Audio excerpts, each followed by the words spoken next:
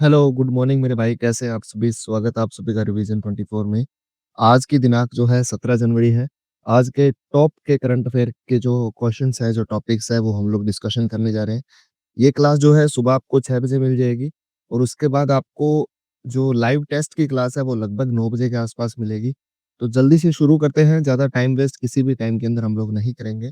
पहला जो पॉइंट है, वो हम लोग सबसे पहले हम लोग बात करेंगे हमारे वीरों के बारे में, हमारे सोल्जर्स के बारे में। तो 14 जनवरी 2026 को पूरे देश के अंदर 10वां डिफेंस फोर्सेस वेटरन डे मनाया गया और ये क्यों मनाया गया, कैसे मनाया गया, उसके बारे में हम लोग अभी देखने वाले हैं। इसका अगर ऐतिहासिक आधार देखते हैं हम लोग, तो यह दिन इसलिए चुना जाता है क्योंकि 14 जनवरी 1953 को मैंने यहाँ पे लिखा हुआ है कि 14th जनवरी 1953 को क्या हुआ था, हमारे एक एक्स आर्मी चीफ है, क्या नाम है उनका?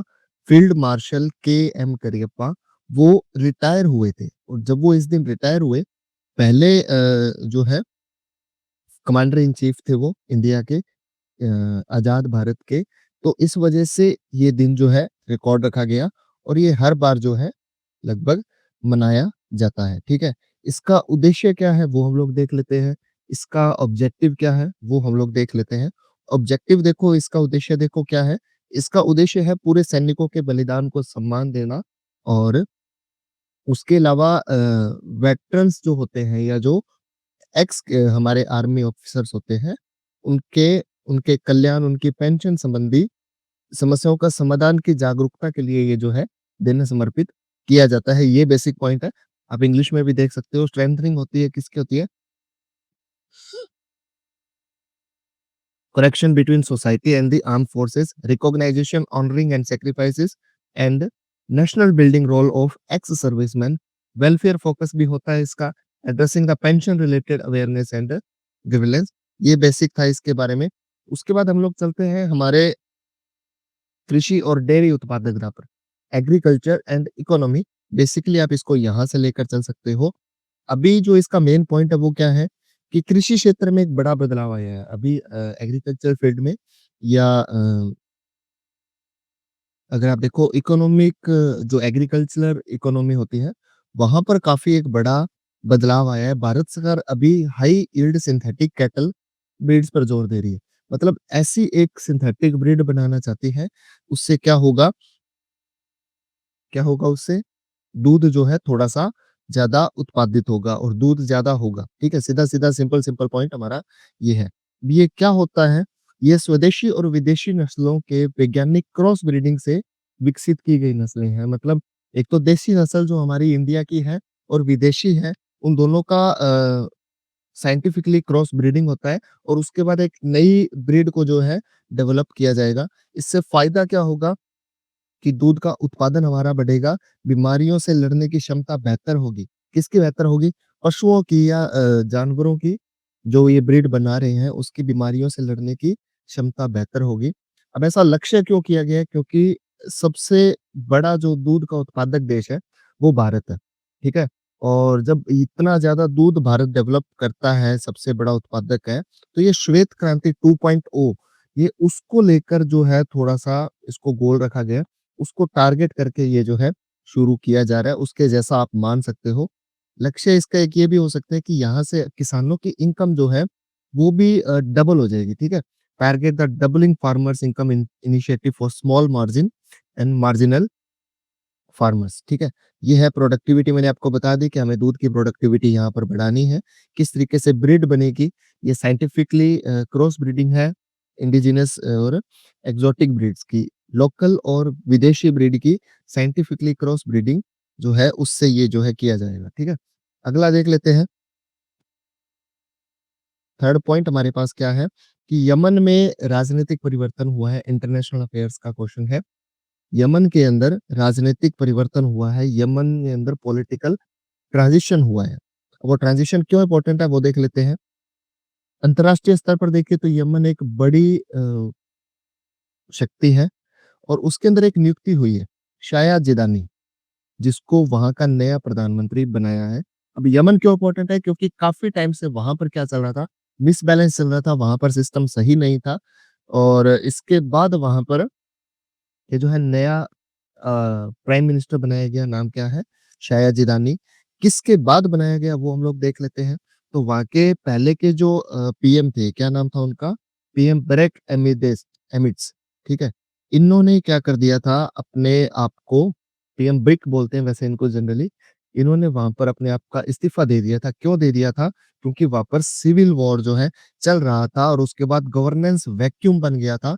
मतलब वहाँ पर गवर्नमेंट बिल्कुल खाली हो गई थी। तो उसके बाद जो है शायद जैदानी को वहाँ का प्राइम मिनिस्टर बनाया गया है। मैं तब देख लेते हैं इसके बारे में क्या इम्पोर्टेंट या क्या इसके इम्पोर्टेंट पॉइंट है, वो देख लेते हैं। यमन जो है काफ़ी लंबे टाइम से सिविल वॉर या अंदर ही अंदर वहाँ पे क्या हो रहा था, लड़ाई हो रही थी। गृह युद्ध के अंदर जो है काफ़ी लंबे समय से यमन जो है जूझ रहा था।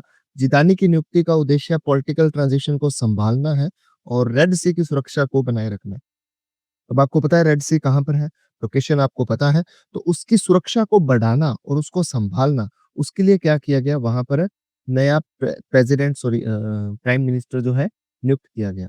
अगला देख लेते हैं पॉलिटिकल और गवर्नेंस का एक छोटा-सा टॉपिक है। वहाँ पर देखो क्या है कि फॉरेस्ट राइट एक्ट 2006 इसको 20 साल बाद इसके अंदर जो है क्या हुआ है और क्या होना चाहिए, वो हम लोग यहाँ पर देख लेते हैं। फॉरेस्ट राइट एक्ट 2006 में आया था। भारत सरकार का है। तो इसके बारे में देखो अभी जो है इसको हम लोग फॉरेस्ट राइट एक्ट मानने के बजाय फॉरेस्ट क्वालिटी लाइन मान के चलें तो ज़्यादा बेटर रहेगा क्योंकि ये इस तरीके से ये भी काम कर रहा है। ठीक है? अब विवाद क्या है पहले वो देख लेते हैं कि एक तरफ तो आदिवासी भूमि है और आजीविका को कानून जो है उनकी आजीविका को जीने का अधिकार देने का हमारा कानून बात करता है और दूसरी तरफ अधिकारों के बीच यहाँ पर संतुलन बनाना आज एक बहुत बड़ी चुनौती हो गया है। दूसरी तरफ ये जो वन रक्षक है और विकास परियोजनाएँ हैं, तो हमें क्या करना पड़ता है, एक तरफ तो हम आदिवासियों को जीने का अधिकार दे रहे हैं और दूसरी तरफ हम लोग क्या कर रहे हैं उन्हीं जंगलों के अंदर से सड़कें निकाल रहे हैं, वहाँ से कॉलोनियाँ कट रही है, वहाँ से मतलब पूरा डेवलपमेंट होता है तो हम लोग जाएँगे कहाँ पर? वो शहर से बाहर तो निकलेंगे, तो आदिवासी एरिया के अंदर घुस रहे हैं। तो वो कॉन्फ्लिक्ट हो रहा है दोनों के बीच में। इस वजह से यहाँ पर पॉलिटी लाइन लिखा गया है और ये पॉलिटी लाइन की तरह काम कर रहा है। बेसिकली ये इसके अंदर विवाद है और इसका रिज़ल्ट देखो क्या है? तो रिज़ल्ट इसमें क्या आ रहा है कि राज्यों में इस कानून को सही लागू न हो पाना, ठीक है? ये इसका रिज़ल्ट है। ये वाला कानून सही तरीके से लागू ही नहीं हो पाया। अब आगे क्या होता है वो देखते हैं लेकिन अभी 20 साल हो गए हैं तो एक इम्पोर्टेंट पॉइंट था इस वजह से हम लोग यहाँ पर डिस्कशन कर रहे हैं। या पर्यावरण संरक्षण और मानवाधिकारों के बीच संतुलन आज भी एक बहुत बड़ी चुनौती है। ये इसका मेन पॉइंट है, ठीक है? उसके बाद हम लोग अगले पर चलते हैं। अगला हमारा क्या है कि बजट की फिलॉसफी चेंज हो रही है। अभी रिसेंट के बजट के अंदर ऐसा ही हुआ था, तो उसी के ऊपर है। भारतीय व्यवस्था में एक नया ट्रेंड देखा जा रहा है, आप सभी को पता है। जितना भी भारतीय अर्थव्यवस्था का हाल है, उसके अंदर नया एक ट्रेंड देखा गया है। अब बजट में टैक्स शॉक के बजाय पॉलिसी स्टेबिलिटी पर ध्यान ज़्यादा दिया जाता है। ये भारतीय नहीं, इकोनॉमिकली पूरे वर्ल्ड में भी यही चीज़ जो है अभी ऐसा कुछ सीन जो है चल रहा है। इसका नया फ़ोकस क्या है कि सरकार अब अचानक जो है टैक्स बढ़ाने के बजाय कैपिटल एक्सपेंडिचर यानी इंफ्रास्ट्रक्चर और लॉजिस्टिक्स पर निवेश बढ़ा रही है। सरकार क्या कर रही है? धीरे-धीरे इंफ्रास्ट्रक्चर, लॉजिस्टिक्स यहाँ पर जो है अपना इंटरेस्ट बढ़ा रही है और वहाँ पर जैसे-जैसे इंटरेस्ट बढ़ रहा है, तो सरकार की भी एक तरीके से आमदनी बढ़ने के चांसेज़ यहाँ पे थोड़े-से ज़्यादा है। इसका फ़ायदा क्या होगा कि निवेशकों का भरोसा बढ़ता है। मतलब बाहर की जो कंपनियाँ होती हैं विदेशी कंपनियाँ होती हैं, मतलब जो एफडीआई करती हैं, उन कंपनियों का भरोसा बढ़ता है इंडियन इंफ्रास्ट्रक्चर, इंडियन कंपनीज़ पर, इंडिया के जितने भी अंदर काम चल रहे हैं, उनका भरोसा बढ़ता है और यहाँ से एफडीआई हमारा इंक्रीज़ होता है। फॉरेन डायरेक्ट इन्वेस्टमेंट हमारा इंक्रीज़ होता है, ठीक है? इसमें इतना ही था और ऐसा कुछ नहीं है, मैंने आपको यहाँ पर बता दिया। अब इससे नहीं पढ़ रहा हूँ, मैं आपको पूरी डिटेल वैसे ही बता रहा हूँ। आपको एक बात का ध्यान रखना है, मैं यहाँ से सारे के सारे पॉइंट्स आपके क्लियर करवाऊँगा, ठीक है? उसके बाद अगला है ऊर्जा क्षेत्र का है, एनर्जी इंफ्रास्ट्रक्चर का एक पॉइंट है। पॉइंट देख लेते हैं क्या है कि भारत में रिन्यूएबल एनर्जी जो है वो काफ़ी तेज़ी से बढ़ रही है। लेकिन हमारे सामने क्या है ग्रिड बॉटलनेक की हमारे सामने समस्या है। अब ये समस्या क्या होती है बिजली का उत्पादन तो हमारे पास बढ़ रहा है। देखो अब एक तरफ तो हमारे पास जो है इलेक्ट्रिसिटी हम लोग काफ़ी ज़्यादा यहाँ पे प्रोडक्शन बढ़ रहा है और दूसरी तरफ अगर हम लोग देखते हैं तो हमारे पास उसे ले जाने के लिए पर्याप्त ट्रांसमिशन नहीं है। अब हम लोग सोलर लाइटों से बड़े-बड़े सोलर प्लांट्स लग रहे हैं। हज़ारों-हज़ारों ये बीघा एरिया के अंदर जो है सोलर प्लांट्स लग रहे हैं और जब वो सोलर प्लांट काम ही नहीं कर रहा है, काम कर रहा है लेकिन वहाँ से इलेक्ट्रिसिटी ले जाने के लिए हमारे पास प्रॉपर इंफ्रास्ट्रक्चर है ही नहीं। तो वो कैसे वो लाइट जो है सभी लोगों तक पहुँच पाएगी और अगर इंफ्रास्ट्रक्चर है, तो आधुनिक इंफ्रास्ट्रक्चर नहीं है। वो पुराने टाइम का वो जब से हमारे देश के अंदर इलेक्ट्रिसिटी शुरू शुरू हुई थी, तब से वो पोल लगे हुए हैं, उनके ऊपर ही चल रहा है। तो वो एक प्रॉब्लम है और वहाँ से इसको एक बॉटलनेक की तरह काम कर रहा है। हम लोग बहुत बड़ी बॉटल की तरह हम लोग इलेक्ट्रिसिटी जनरेट करते हैं, लेकिन जो बाहर आता है, जो आउटपुट निकलता है, वो बिल्कुल बॉटलनेक की तरह ऐसे करके हम लोग इलेक्ट्रिसिटी जनरेट करते हैं और जब वो बाहर आता है तो बिल्कुल पतले से रास्ते से बाहर आता है, बिल्कुल छोटा-सा बॉटल नेक की तरह वहाँ पर बना हुआ है, ठीक है? उसके बाद देख लेते हैं छोटा-सा पॉइंट है, एमएस धोनी को अभी क्या किया है, पुणे ग्रैंड टूर ने अपना ब्रांड एम्बेसडर जो है बनाया है। अब एमएस धोनी को ही क्यों बनाया? क्योंकि आप सभी को पता है कि एक यूथ आइकन है, अच्छी खासी फैन फॉलोइंग है, बहुत सारे फैन हैं और इस वजह से एमएस धोनी को जो है पुणे ग्रैंड टूर का ब्रांड एम्बेसडर बनाया गया है। इसके अलावा इसके अंदर कुछ नहीं है। अगला देख लेते हैं, कि अगला पॉइंट क्या है हमारे पास अंतर्राष्ट्रीय संबंधों में एक बड़ा झटका लगा है। अमेरिका ने क्या कर दिया 75 देशों से अपना जो 75 देशों के नागरिकों के लिए इमिग्रेट वीज़ा जो है बंद कर दिया। अब ये इमिग्रेट वीज़ा क्या होता है जब कोई भी इमिग्रेट होके अमेरिका के अंदर जाता है, तो वहाँ से उनका वीज़ा जो है उन्होंने जैसे भी बनवा लिया, अब उसको रद्द कर दिया। अब उनके लिए एक ही कंडीशन है कि उनको वापस जाना पड़ेगा। इससे अंतर्राष्ट्रीय माइग्रेशन जो होता है या स्किल्ड लेबर जो होती है, उस पर सीधा-सीधा असर पड़ेगा। कोई भी फैमिली जो है एक स्टेट से सॉरी एक कंट्री से दूसरी कंट्री जाती है, माइग्रेट होते हैं एक जगह से दूसरी जगह पर, काम की तलाश के अंदर, तो वो उसके ऊपर काफ़ी ज़्यादा जो है असर पड़ेगा। इससे रिज़ल्ट क्या होगा कि अमेरिका और प्रभावित जो देश है, इस चीज़ से जितने भी देश अफ़ेक्ट होंगे, ठीक है? जितने भी देश इस चीज़ से अफ़ेक्ट होने वाले हैं, उन देशों के बीच में तनाव बढ़ेगा और मानवाधिकारों और वैश्विक बहस पर जो है ग्लोबल डिबेट शुरू हो जाएगी, कहाँ पर हो जाएगी? Human rights and immigration policy के ऊपर काफ़ी ज़्यादा डिबेट शुरू हो जाएगी। हमारे डोनाल्ड ट्रम्प, हमारे रिपोर्टर साहब पता नहीं क्या कर रहे हैं। वो कुछ ऐसे डिसीज़न ले रहे हैं, जिससे बार-बार पूरे वर्ल्ड के अंदर, पूरे विश्व के अंदर ऐसी समस्याएँ जो हैं, आती जा रही है। लास्ट पॉइंट आई थिंक आज का यही रहेगा और इसके बाद हमारा लास्ट जो है मेडिकल रिसर्च के ऊपर एक क्वेश्चन है 10वां आई थिंक लास्ट ये है। तो इसके अंदर ब्रेक थ्रू हुआ है, किसके अंदर हुआ है? अभी देख लो कि शिक्षा और मेडिकल साइंस में एक नई उम्मीद जगी है। हंटिंगटन रोग जो होता है, हंटिंगटन डिसीज़ है एक, ठीक है? इसके ऊपर क्या हुआ है जो कि आनुवांशिक और तंत्रिकी संबंधी विकार है, जो कि जेनेटिकली होता है और हमारे नर्व्स के अंदर चलता है। इस तरीके का एक बीमारी है। उसके ऊपर एक नया रिसर्च आया, उसके ऊपर एक ब्रेक थ्रू आया है। रिसर्च क्या है पहले वो देख लेते हैं। ये बायोलॉजिकल पाथवे मिल गए हैं जो इस बीमारी को बढ़ने की गति को धीमा कर सकते हैं। हमें क्या मिल गए हैं? बायोलॉजिकल पाथवे मिल गए हैं, जोड़ों के बीच में ये प्रॉब्लम होती है और इसको रोकने के लिए बायोलॉजिकल पाथवे मिल गए हमें, जो क्या करेंगे इसको बढ़ने को या इसकी प्रोसेस को स्लो कर देंगे। जैसे ये स्लो हो जाएगा, तो इसके बाद हमारा जो है इसका ट्रीटमेंट भी जल्दी शुरू हो जाएगा। अभी तक इसका कोई परमानेंट ट्रीटमेंट नहीं है।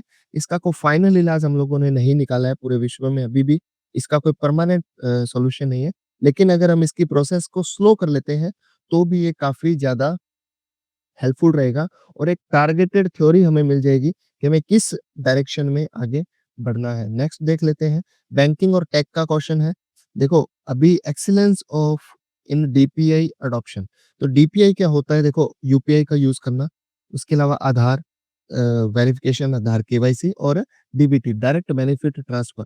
ये 3 चीज़ें कोई बैंक करता है, उनको ये डीपीआई के पॉइंट्स हैं। क्या होते हैं? डिजिटल पब्लिक इंफ्रास्ट्रक्चर के ये पॉइंट्स हैं। ये पॉइंट्स किसने अडॉप्ट किए? कर्नाटका बैंक ने अडॉप्ट किए। जब उसने अडॉप्ट किए तो उसको अवार्ड कौन-सा मिला?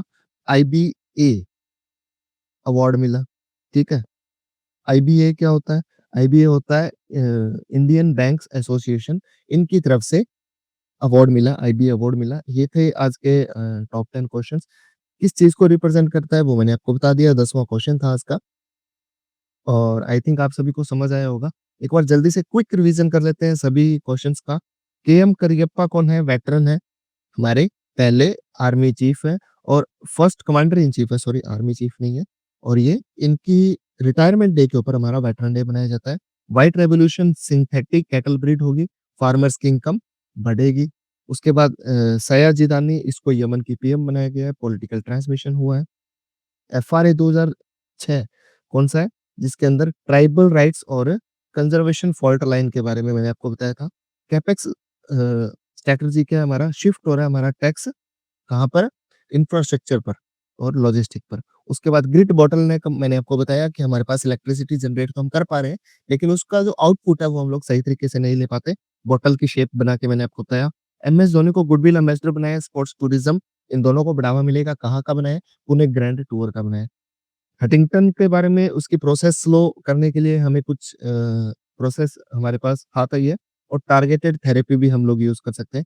डीपीआई एक्सीलेंस मिला है, किसको मिला है? कर्नाटका बैंक को क्या अवार्ड है?